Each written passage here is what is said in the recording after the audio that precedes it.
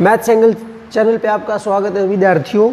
देखिए question number 4 जो हमारे एक्सरसाइज 7.1 है उसका क्वेश्चन नंबर 4 हम सोल्व करने जा रहे हैं। एल और एम दो समानांतर रेखाएं हैं जो अन्य दो समानांतर रेखाओं के द्वारा प्रतिच्छेद की जा रही है। ए पॉइंट पर डी और यहाँ पर जो आकृति आपको दे रखी बी है, यहाँ पर है सी। ठीक है, यहाँ पर दिया हुआ है कि भाई जो L है ओ रेखा M के समानांतर है वह P समानांतर है क्यों, ये हमें दे रखा है। यहाँ पर आपको सिद्ध करना है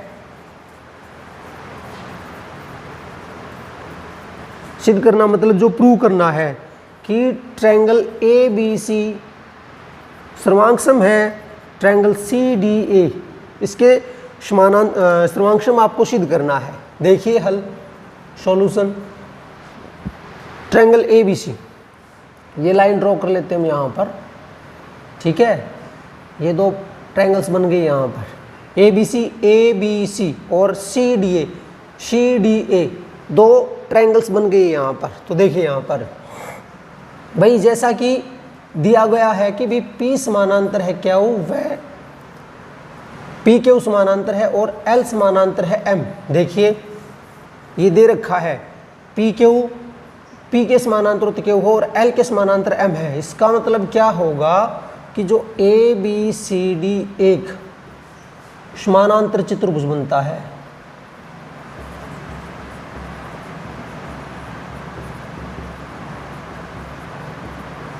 ठीक है, समानांतर चतुर्भुज है।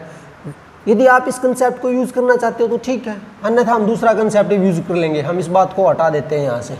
देखिए मैं यहाँ पे सीधा ही लिखना चाहूँगा। देखिए त्रिभुज ABC व त्रिभुज CDA में आप देखिए, मैं कहता हूँ ये एंगल 1 लिख लिया, इसका नाम 2। मैं लिखता हूँ कोण 1 बराबर कोण 2। ये आपको छठे चैप्टर में बताया था। इसका नाम हो गया एकांतर कोण, जिसको हम बोलते हैं अल्टरनेट एंगल। अल्टरनेट एंगल्स कहेंगे हम। इसी प्रकार देखिए आप, मैंने एक कोण बता दिया यहाँ पर, आप ये कोण ले सकते हैं, इसका नाम 3 लिख दिया, इसका नाम 4। मैं कहता हूँ कि कोण 4 बराबर है 3, ये भी सेम हो गया यहाँ पर। और मैं कहता हूँ कि AC बराबर है AC, ये दोनों में उभयनिष्ठ। उभयनिष्ठ का मतलब होता है कॉमन। ठीक है, तो देखिए यहाँ पर ये एंगल इसके इक्वल, ये एंगल इसके इक्वल। तो मैंने जो सर्वांगक्षमता कसौटी के बारे में आपको पहले ही बताया था पहली वीडियो में, तो हम यहाँ पे लगाते हैं एंगल साइड कसौटी द्वारा हम कह सकते हैं कि ट्रायंगल ABC सर्वांगक्षम है ट्रायंगल CDA। प्यारे विद्यार्थियों, ये क्वेश्चन नंबर 4 है, आप इसको अच्छे से देखिए। देखिए question number 5, line L is bisector of angle A and B is any point on L। जो देखिए ये है L लाइन एंगल A को बाइसेक्ट कर रही है, मतलब दो बराबर भागों में बांट रही है। ये हमें दे रखा है। देखिए मैं यहाँ पे लिखता हूँ कि दिया है कोण 1 बराबर है कोण 2।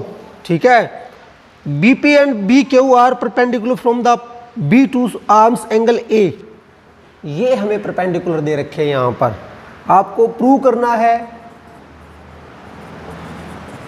सिद्ध करना है। देखिए कि triangle APB is congruent to triangle AQB। और दूसरा पार्ट आपको सिद्ध करना है। तो ये तो पहला पार्ट है, दूसरा है कि BP इक्वल टू BQ और B is equal distance from the arm. यही सिद्ध करना है आपको दूसरे पार्ट में। काफ़ी सिंपल सा क्वेश्चन है। देखिए हम यहाँ पे इसका हल लिख रहे हैं, हल सॉल्यूशन। जो भी ट्रायंगल आपको सर्वांगक्षम सिद्ध करनी होती है उन्हीं को लेके चलते हैं। देखिए ट्रायंगल APB व त्रिभुज AQB में देखिए आप ABP और AQB, APB और AQB। ठीक है, हमें दे रखा कि कोण 1 बराबर कोण 2, ये दिया हुआ है, गिवन है आपको। ठीक है। उसके बाद में देखिए यहाँ पर मैं लिखता हूँ कि एंगल पी बी ए बराबर है बी क्यू ए। ठीक है, यहाँ पे आप लिख सकते हैं कि प्रत्येक कोण 90 डिग्री का है। ठीक है, उसके बाद देखिए कि ए बी बराबर है ए बी, ये हो गया यहाँ पे उभयनिष्ठ, जिसको हम कॉमन कह सकते हैं। तो देखिए यहाँ पे दो एंगल्स हो गए मेरे और एक साइड हो गई, तो हम लगा सकते हैं इसलिए ए एस कसौटी द्वारा triangle A P B congruent है ट्रायंगल ए क्यू बी। ये पहला पार्ट हो गया। दूसरा पार्ट देखिए सीधा सा है यहाँ पर सी पी सी टी द्वारा, इसका मतलब होता है सर्वांगसम त्रिभुजों के संगत भाग। ये एमसीक्यू में पूछा जाता है, आप डायरेक्टली लिखिए इसको, इसकी फुल फॉर्म क्या होती है आपसे पूछा जाता है, B P equal to B Q. ये हमारा पार्ट सेकेंड है। क्वेश्चन नंबर 6 देखिए, फिगर आपको दे रखी है ए सी बराबर है ए सी बराबर है ए ई। देखो मैं यहाँ पे लिखता हूँ, गिवन है कि भाई ए सी बराबर है ए ई, जो आपको दे रखा है। ए बी बराबर है ए डी, ए बी बराबर है ए डी, और एंगल बी ए डी बराबर है ई ए सी। देखिए बी ए डी ये कोण बराबर है ई ए सी इस कोण के बराबर है। देखिए अच्छे से हमें शो करना है, सिद्ध करना है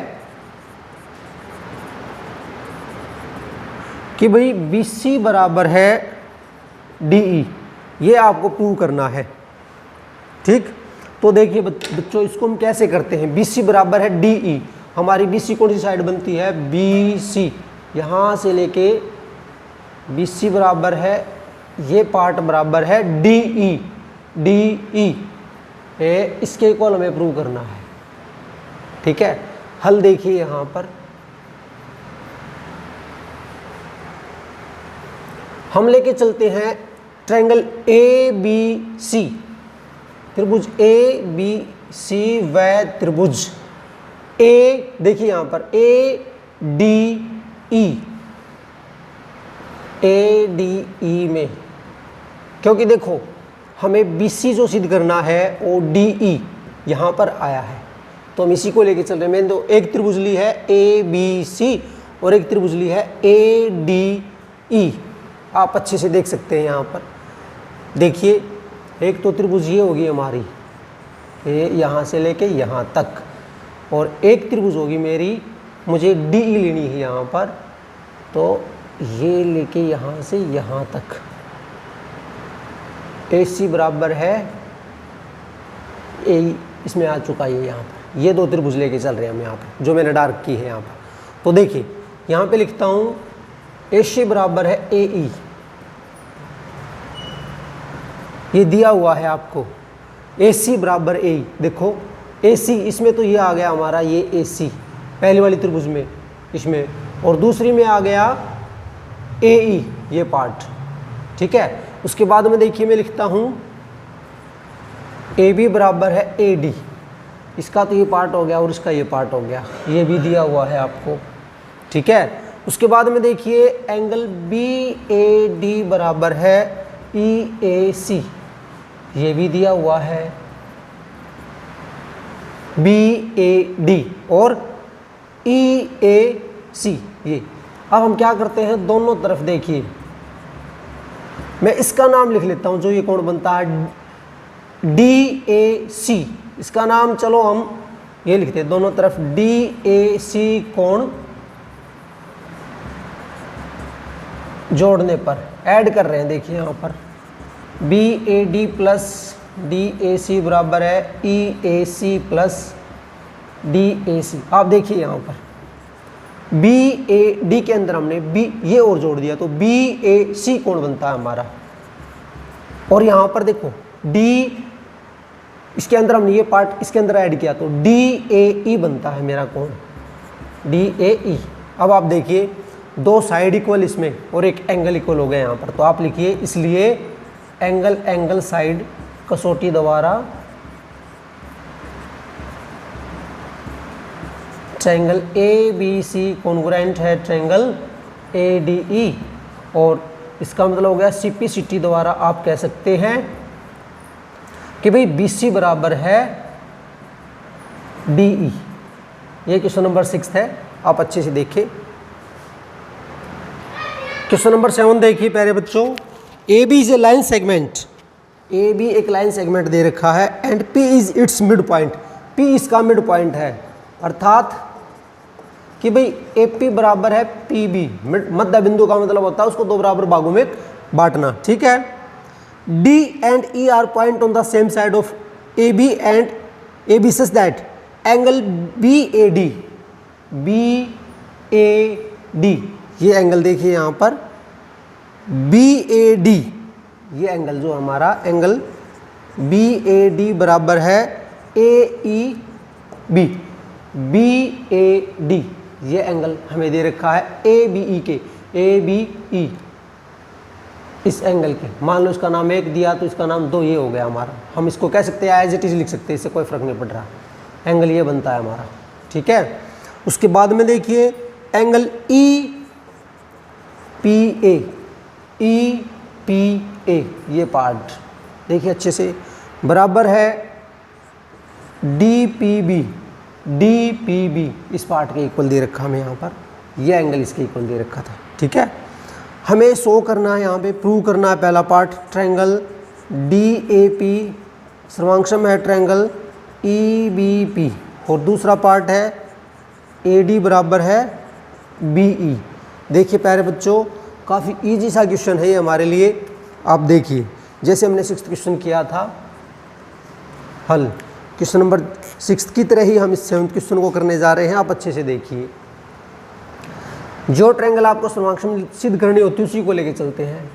ट्रायंगल DAP व ट्रायंगल EBP में देखिए आप DAP है और EBP, ये दो एंगल ट्रायंगल लिए हमने यहाँ पर, देखिए DAP यहाँ से लेके ये हमने ली है, और दूसरी EBP, ये हमारी एंगल ट्रायंगल बनती, आप देखिए ये वाली, ठीक है। इसमें जो पार्ट इसके बराबर दे रखा है उसको लिखते हैं। देखिए हमें दे रखा है सबसे पहले AP बराबर है PB, दिया है ये, ठीक है। उसके बाद में देखिए BAD, जो पहला ट्रायंगल हमारा BAD मतलब PAD बराबर हो गया, इसका मतलब चाहे आप B से शुरू करो चाहे P से, क्योंकि एंगल तो मेरा ये था, इसका चलो नाम 1 लिख दिया, ये 2, यहाँ से मैं लिख देता हूँ कौन 1 बराबर कौन 2, इसको नोट ये दिया हुआ है, नाम बदल दिया मैंने, ठीक है। और देखिए EPA, ये वाला पार्ट हम लिखते हैं एंगल EPA बराबर है DPB, ठीक है। ये हमें दे रखा है। अब देखिए मुझे मेरा ये एंगल तो दे रखा, पर मुझे पूरा चाहिए। हम ऐसा करते हैं, दोनों तरफ इसका नाम 3 लिख दिया, एंगल 3 जोड़ने पर EPA प्लस एंगल 3 बराबर है DPB प्लस एंगल 3। तो देखिए ये एंगल क्या बनता है, DAP, ये पूरा एंगल बन गया मेरा, ये यहाँ से लेके यहाँ तक DAP, और यहाँ पर देखिए सॉरी DPA एंगल बनता है मेरा, थोड़ा सा मैंने गलत लिख दिया यहाँ पर, ये बनता है DPA, और यहाँ पर मिलता है मुझे देखिए EPB। तो देखिए एक साइड होगी, यहाँ पर 2 एंगल हो गए यहाँ पर, तो आप लिखिए यहाँ पर AA साइड, दोबारा हम कह सकते हैं कि ट्रायंगल DAP सर्वांक्षम है ट्रायंगल EBP। जो दूसरा पार्ट है उसको CPCT द्वारा आप लिख सकते हो, AD बराबर है BE, that's all. Question number 8 देखिए, in right angle triangle ABC, हमें ABC एक राइट ट्रायंगल दे रखी है, मतलब त्रिभुज ABC में जो कोण C है वो 90 डिग्री का दे रखा है, समकोण त्रिभुज है। M is the mid point of hypotenuse, M जो है इसका मध्य बिंदु है। देखिए ए बी का मध्य बिंदु है, एम ए बी का मध्य बिंदु है। मध्य बिंदु का मतलब हो जाता है बी एम बराबर है एम ए। उसके बाद में देखिए C is join to M and produce 2 point D such that D M equal to C M, और हमें दे रखा है भाई कि डी एम बराबर है C M, point D join to point D, इसको इसके साथ मिलाया गया। देख लीजिए आपको फिगर दे रखी है। हमें प्रूव करना पहला part triangle A M C सर्वांक्षम है ट्रायंगल बी एम डी। दूसरा part triangle D B C is a right angle, मतलब डी बी सी को आपको 90 डिग्री का पार्ट प्रूव करना है।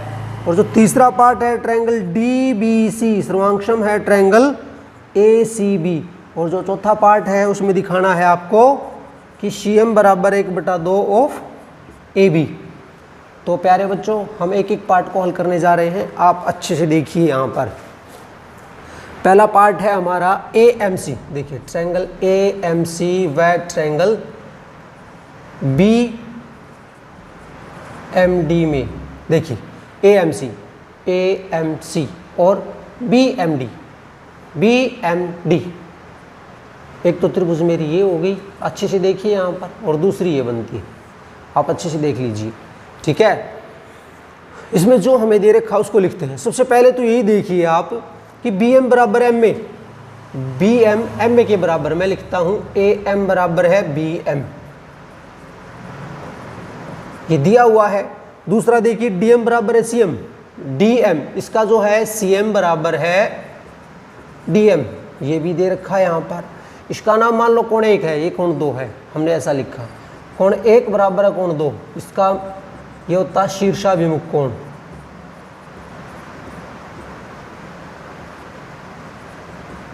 इसको बोलते हैं वर्टिकली अपोजिट एंगल, ठीक है।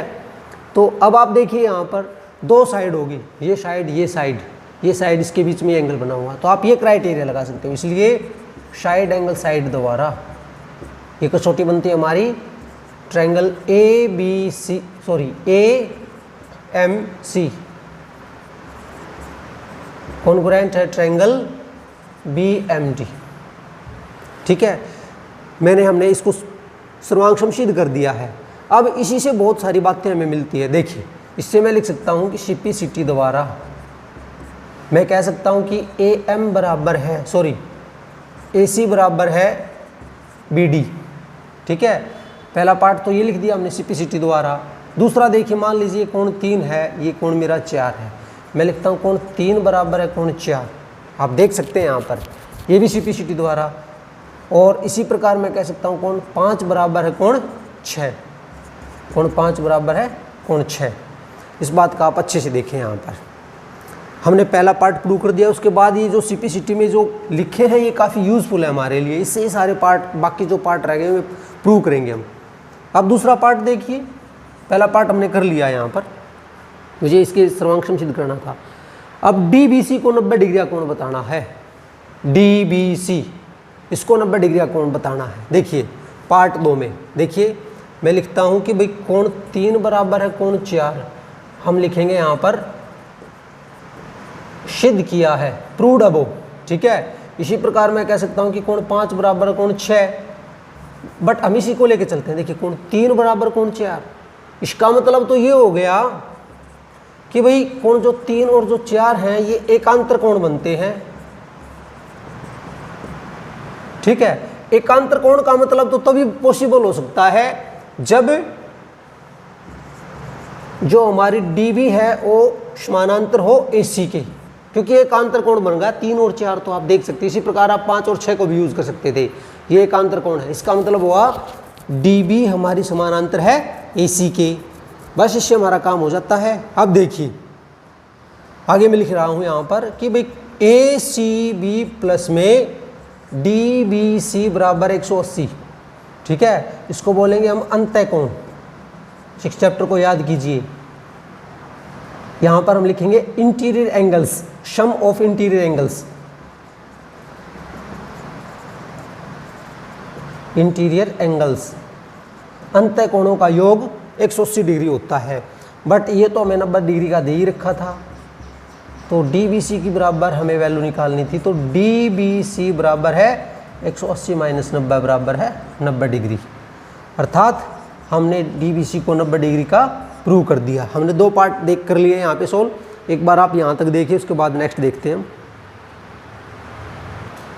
अब पार्ट 3 देखिए, ट्रायंगल डी बी सी व ट्रायंगल ए सी बी में देखिए डी बी सी और ए सी बी ये 2 ट्रायंगल्स हम लेके चल रहे हैं, ठीक है।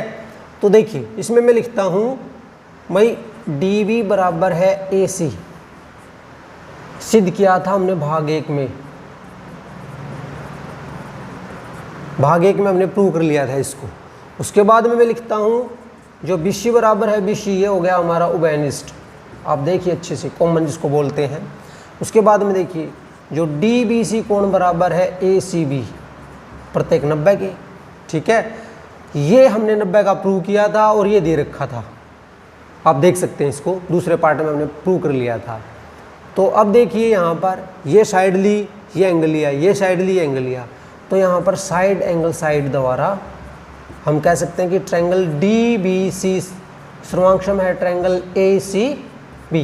ये हमारा 3rd पार्ट हो गया। अब पार्ट 4th रहता है जिसमें हमें प्रूव करना सी एम बराबर 1/2 of A B. C M देखिए यहाँ पर अभी मैंने इसको इसके बराबर प्रूव किया है, सर्वांक्षम सिद्ध किया है, तो यहाँ पर मैं कह सकता हूँ शिपी द्वारा कि भाई ए बी बराबर है डी सी, इसके बराबर हम लेके चल सकते हैं। अब देखिए जो चौथा पार्ट है उसको करेंगे हम। यहाँ पर मैं लिखता हूँ, इसको ये लिख लेता हूँ, डी सी बराबर है ए बी, ठीक है। अब देखिए डी सी को एक्सपेंड करके लिखता हूँ मैं, डी सी को मैं लिखता हूँ यहाँ पर D M plus M C बराबर है ए बी, और आपको ध्यान हो ये डी एम बराबर है एम सी, ये तो दे रखा है आपको, देखिए ध्यान से। यहाँ पर जो डी एम इसकी जगह पे मैं एम सी ही लिखता हूँ, प्लस में एम सी बराबर है ए बी, ये हो गया 2 एम सी बराबर है ए बी। इसको दूसरी साइड लिखते हैं, एम सी बराबर 1/2 ऑफ ए बी। ये क्वेश्चन नंबर हमारा 8 है। इसी के साथ ये एक्सरसाइज हमारी ख़त्म होती है। धन्यवाद।